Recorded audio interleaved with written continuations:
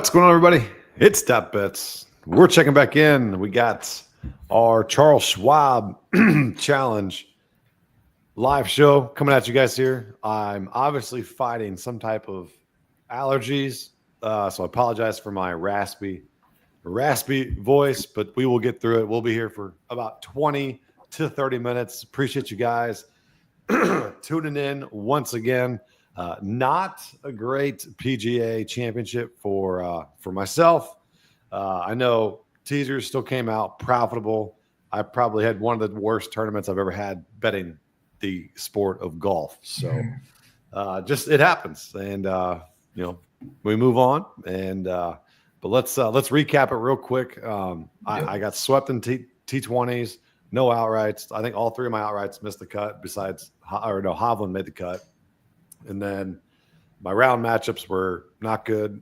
And then I had Rahm to top it off where I had him under 70.5 and looked great. And then the last three holes just looked like me on Monday Night Golf League. Just Yeah, I don't know what he was doing there. Oh, what about you, buddy? Yeah, I mean, I got a backdoor Connors top 20. Don't know how I got that. And then it just kept getting pushed back. It was T26 to T19 with a 4-under round. Reed and Day missed the cut. Kind of stupid on that Reed play. Probably not the best place to take him now, looking back at it, honestly. Top live golfer kind of profited off your loss there, I guess, because Rahm kind of blew up. So got Bryson there, the top live golfer at plus 200. And then really what saved me was the two tourney matchups. I did obviously more on those than the placement. So Rye over Garcia, which cashed for the stream if anyone took that on the stream. And then Finau over McIntyre. Finau played pretty steady all week. And then McIntyre kind of folded at the end. So it was overall a good week. We're just trying to get that outright because we've been pretty cold since I think February is the last time. So been kind of been a while. I mean, my English one seems like like through 2 years ago by now, but we'll try to get one this week for the stream. Yeah. JT missing the cut, that burned one of my heavier plays of the weekend. That was an absolute catastrophe. He starts off slow, like he was 5 over to 3, and then he fights back, and then it's just not enough to get there. But and I mean, kudos to Scotty. Absolutely dominated that course. Showed his absolute excellence. And one thing you learn in DFS or when you're betting or whatnot, and I mean, people were on Bryson and Rory more than Scotty last week. And it's like, man, you got Scotty at a discount, and not outright number wise, but just overall DFS wise, like you got him at a discount, and that's when you hammer Scotty. That's exactly when you do it. So hindsight's always 20/20, but man, that sucks to miss out on. And I think it was like plus 425 pre-tournament. So like even that's not too intriguing, but when it comes down to it, and he's minus 7,000 going into the last round, it's tough. So we move on. We got the Charles Schwab tonight, and kind of a lackluster tournament in terms of star power. You do have Scotty coming back, and I think he's like plus 200 to win this tournament, and then the next guy is like plus 2,200. So winner without is a pretty good market. Maybe if you want to dabble in that tonight. But do I think Scotty ultimately runs away with it? Probably not. I think someone else can catch up. So, what do you think about Scotty this week, coming off of that big win? Yeah, I mean it's tough. It's hard to take the winner without market. I mean, just kind of it should be a good market. Like I think I've done it a few times this year, but I don't know. It just kind of cuts it in half. I think there is a little value. I don't know if he's going to repeat. We've seen him do it before, but maybe that kind of took a lot out of him last week. I think it could be, another random winner like Davis Riley last year. Right. And Davis Riley beat Scotty last year for probably the most surprising outright of the entire year because he was so bad. So we'll see if that happens again this year. So, all right, Teaser, you want to take the reins, talk about the course and best attributes we need to target this week? Yeah. This is kind of another course where it's a little. It's not the greatest. Classic tree-lined positional golf course, par 70, 7,200 yards. So it's another small one.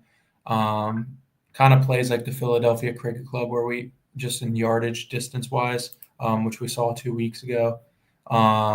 Keys to play well here. Obviously, you need to be good off the tee, just accuracy wise, accuracy on approach, and putting on bent grass. So it's one of those tournaments where it's really not going to be a birdie fest. The tree line kind of keeps it at that 10 under to 15 under range that we've seen the past few years here. So challenging golf course. I think it's not supposed to rain a lot, so that means it should be a lot firmer for them this year. Last 9 Charles Schwab winners, 6 posted a top 10 or better within the last 3 years prior to winning. A couple guys who've done that: Scheffler, Michael Kim, Spieth, who you'll probably see a lot of this week, Harry Hall, Adam Schenk, Grillo, Riley, and Lipsky.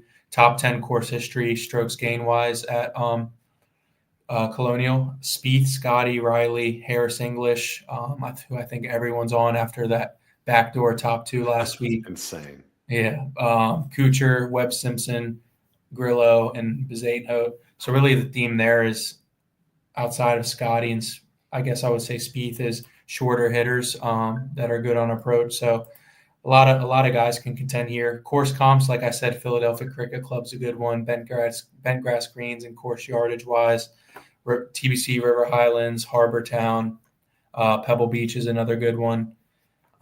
And then key stats, really strokes gain approach, like we usually do every week. Par 4, 350 to 400. There's a lot out here.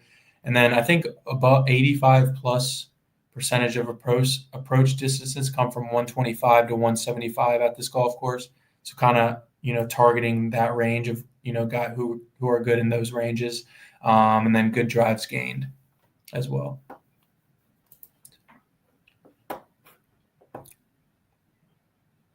Sorry, I'm muted because I'm coughing up a lung. But I'm focusing definitely more over accuracy, over length this week.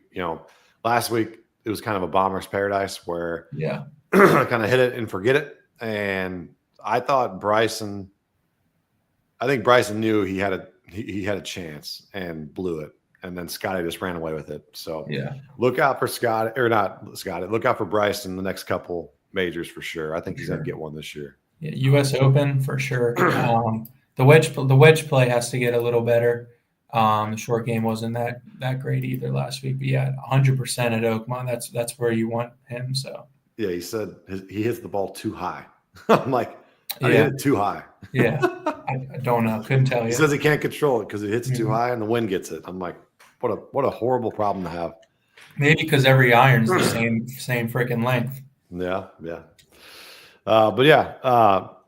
Focusing on that, let's move into some outrights that we're looking at this week. Like we said, as we started, the plus 240 Scotty Scheffler probably out on me. Then you go Spieth, Berger, Hideki, Fleetwood, and Rye. That you go from 2,200 to 3,000. One that sticks out to me, you're probably going to see a lot of Spieth, a lot of Berger, a lot of Harris English, but Aaron Rye sticks out here at 30 to 1. What about you for these top 5 or 6? Yeah, I think Aaron Rye is a good one. He kind of fits the mold around here. I just don't know where I'm going to start the card this week. I really haven't dove into betting yet, so obviously that'll be out tomorrow. But just first thoughts, I don't know if I can even. I do like Berger, but I don't know if 22 to 1's it's a terrible number. Can I take that number? So, I mean, like you said, I think you probably have to start your card this week at Rye at 30 to 1. I know seen a lot on English at 35, but for me, that's a terrible number on a Harris, though. That is, yeah. That's kind of just recency bias, and I guess just kind of the not so great field. I mean, personally, I think Poston's kind of intriguing at 40 to 1. It's probably not the best number on Poston either, but he played well last week. Yeah, I think he got third solo third, I think, or maybe a T2. So Charles Schwab, 12th here last year, 3 missed cuts before that, and then a 10th. So kind of a mixed bag there, either missing a cut or top 10ing close to it. Just with his wedge game and his putting, I think he can play well here. So yeah, I like that post, and like you said, like Harris English 35 to 1's tough. I like Siwoo at 40 to 1. I think that's another guy who played well last week. Plays this course a lot. He just hasn't had that much success. That's where I'm kind of hesitant to play him. I've seen a lot of love for JJ Spawn, which to me doesn't make too much sense here, but we'll see what it is. And then Davis Riley 50 to 1, absolutely insane number there. I was thinking about a T20 and then realized that he won last year, so went away with him. Probably not going to go towards him at all, but I know you talked about him, but I think Brian Harmon fits the bill here, 55 to 1. Yeah. Not a guy that wows you, but a guy who hits it down the fairway, hits the greens in regulation, and can putt with the best of them. So he can definitely go low here. He's top 5 in multiple models that I've seen. So I really, really like some Harmon, even though I hate to say that because he's so boring to watch. Yeah. I'm probably going to stick on the – I hated to see it. I don't even know what my hatred towards Ben Griffin is, but the fact that he was playing so well last week just showed – like it was like rubbing me – like throw it in my face that douchebag Ben Griffin, it was so bad. Yeah. But what did he finish last week? I want to say he was like a top 20. Yeah, he plays every week too, so it's like he does. You see, that's probably why you see him on the board every week. So I know. I was just watching him make putts on Sunday, and I'm like, this should be JT. This should be somebody else. Anybody else you're seeing though in that mid range there? I mean, right below him, I would trust Andrew Novak a little more at 60 to 1. I mean, they both obviously won together this year at the Zurich, so their first PGA Tour wins. But I mean, this guy's been pretty unreal this year so far. I think obviously that second at RBC, losing to JT, a third at Valero, 17th at Truist. Missed the cut last week, but it's not really his game type of course. Here he has a missed cut in a T40, which is kind of alarming, actually. I don't know if I like that now, but with the narrative of a top 10 the past 3 years. But I mean, he's one of those guys, with the wedge. He has great short iron wedge game. Can putt pretty well. He usually is accurate off the tee. So I think I like him. 60 to 1's a pretty decent number. Is that Kim you're talking about? Andrew Novak. Novak. I was gonna say Kim's right below him.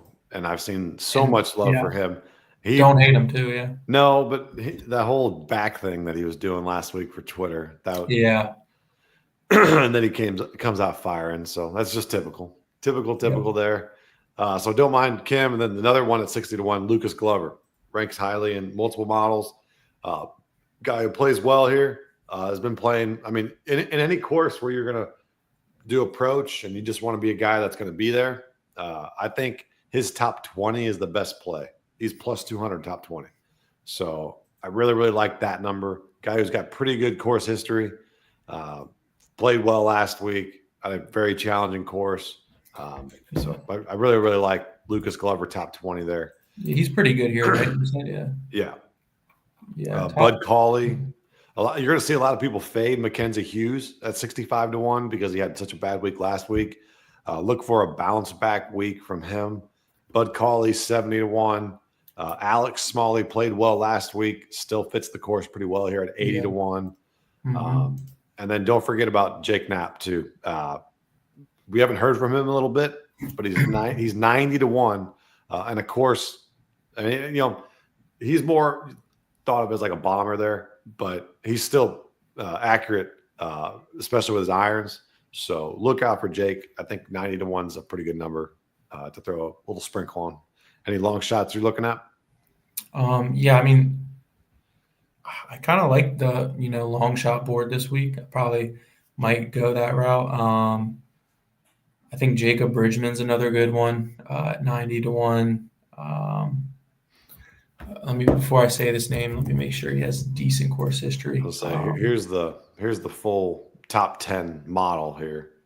Ben Griffin's 11th, and then you got Scotty Rye and Fleetwood. We haven't talked about Fleetwood, but I think he's as solid as you come.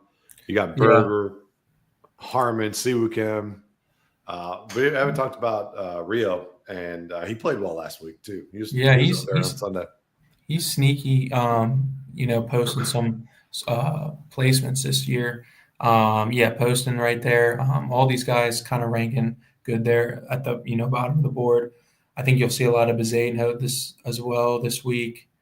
So there's a lot of guys you can kind of grab at the more of the long shot and hope they kind of are there on the weekend. I think that probably will be the route I go. But just overall, I think that 60 to 1 to 100 to 1 is a good way to approach it.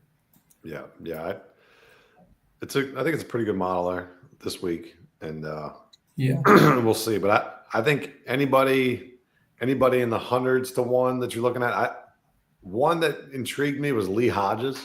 I don't think, obviously these are long shot outrights. Thorb Jorgensen last week. I was pissed at myself for not going to that as a long shot, top 20 with the boost or whatnot, but don't mind that as well.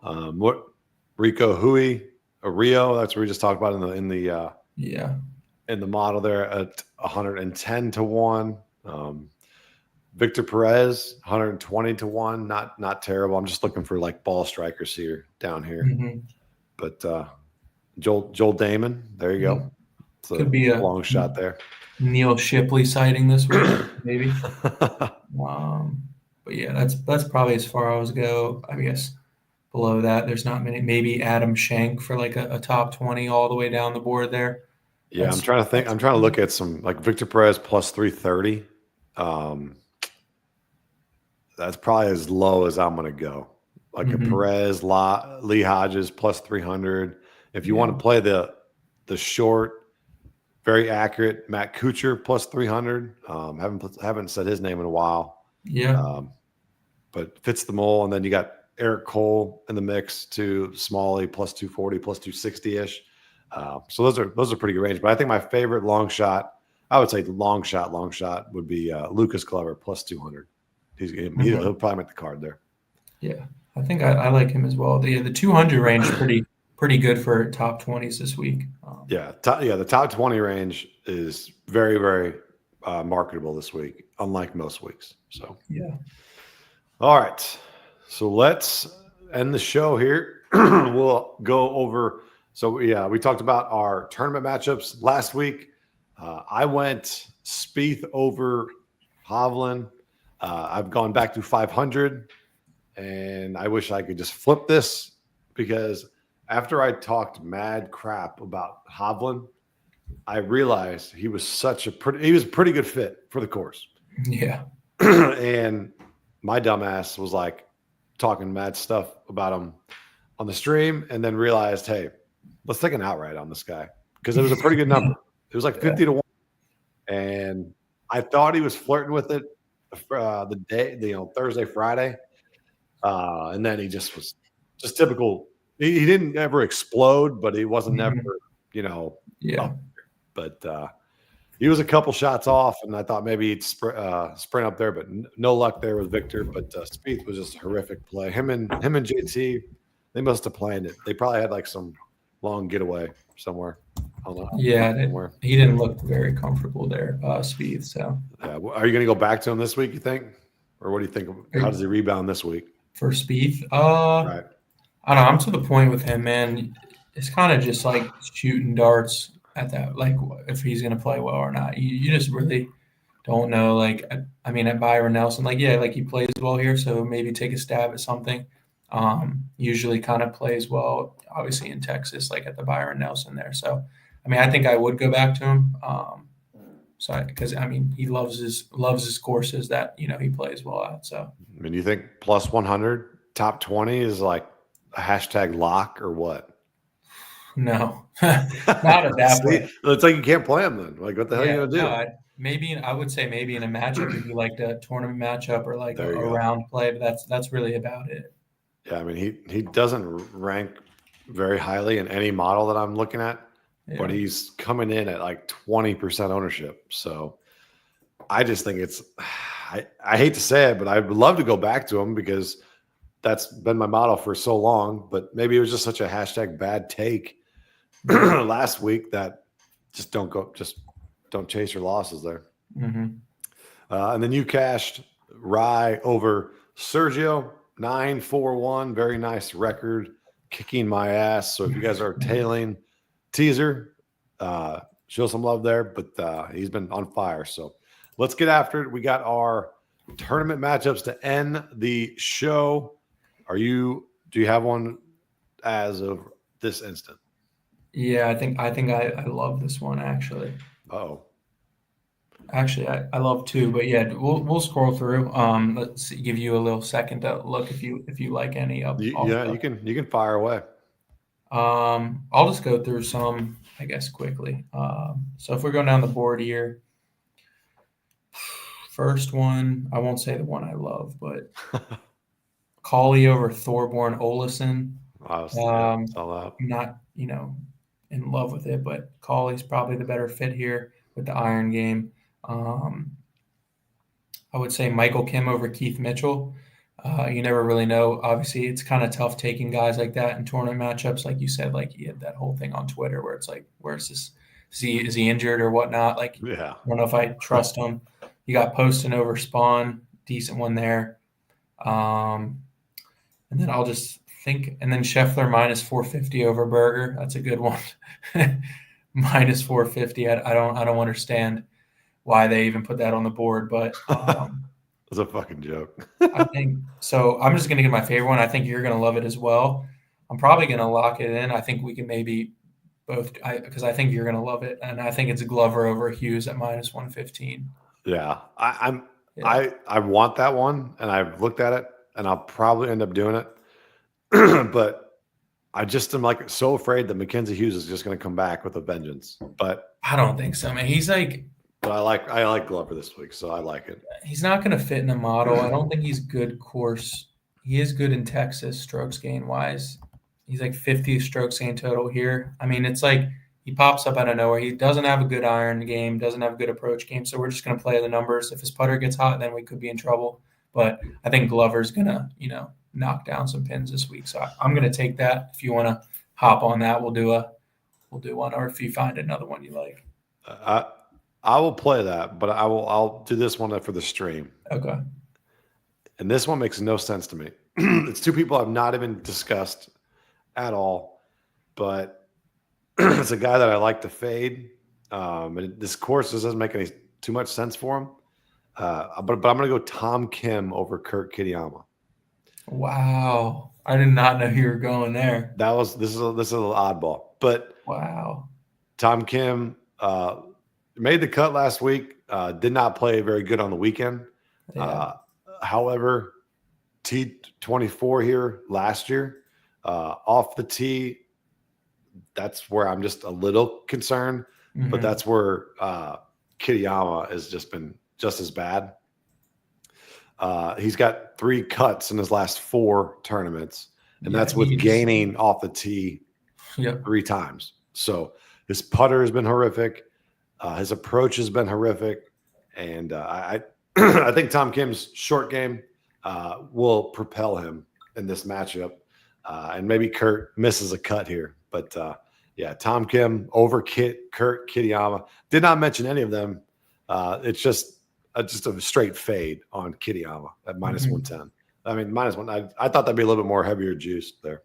But do like the Glover. So I will tell you on that too. But yeah, I think you'll probably take them top 20, but either way, I like them if whoever's watching. Top 20 is good, and I personally like the matchup. So yeah.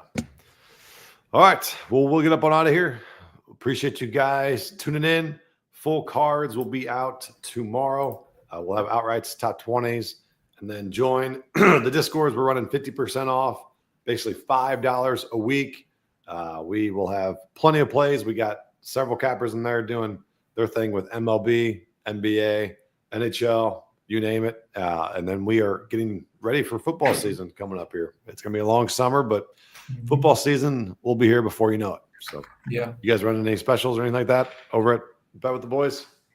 Just doing same golf Discord stuff. I got just link in the bio on my Twitter at BWTB_golf. Give out the free round score plays. Those have been a pretty nice hit for the guys in there so far this year. I think I like them more than the round matchups at this point, honestly. Yeah. We'll have to. We haven't done a collab in a couple tournaments. We might have to get one. Might have to get a free collab play for the public. Yeah. So, all right, we'll work on that. We appreciate you guys tuning in. We'll see you guys same time next week for whatever tournament is next week. I do it so weekly that I don't even know what the hell's next week. Actually, it's Memorial, I believe. Memorial? Okay. Yeah, cool. So it's a good one. Yeah. All right. We'll get about out of here. Appreciate you guys. See ya.